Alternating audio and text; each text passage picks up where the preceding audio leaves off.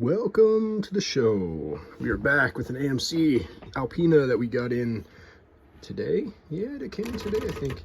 And man, these machines, you almost forget how great they are to type on. This one needs some work, needs an adjustment. Trip point's a little off. It's a little sluggish towards the end there. And it took a hit before it shipped out. It was like this when I got it. And the tab system is all off, and the paper support is not coming up like it should.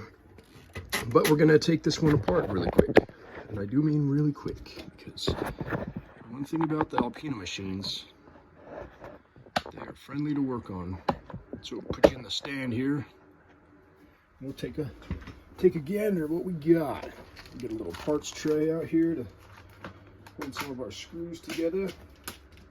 And we will start by taking the carriage off. Yes, taking the carriage off. It's really easy. There's a little lever right here, and then on this side there's a little lever right here, and then you can just do that, and then the carriage is off, just like that. And you can do your work on things and clean it up. And the platen comes off. The knobs just unscrew like that. Turn those, and that's easy stuff, guys. That's easy stuff. Take the ribbon cover off, and then go to the 5.5 millimeter nut driver to get these pointy guys off, because those are actually screws that are holding in the case cover, not just the ribbon cover hold down. And that's pretty close to, you got these big honking flathead screwdrivers here in the back. Take one off there. Take one off right here. Oof.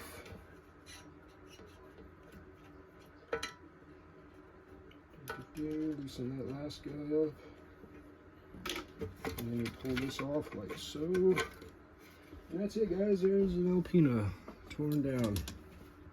Ready for a full clean and service. These machines are pretty modular in design. They're meant to be kind of swapped around. There's different carriage lengths, and there's even a body attachment that you see how these cups, these feet are like cups, and that's integrated into the bottom of the case. There is also like a standard desktop thing you could put in here, and it would raise the machine up, and you could put on a wide carriage, and then when you go home for the weekend, you transform it all back into a small tiny machine.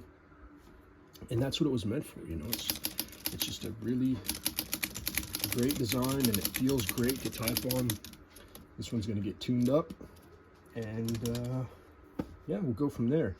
Have a possible trade in mind with somebody that's looking for one of these, so we'll do what we can to set this one up and get it going again. But that's it, guys. These machines are super basic. Most of the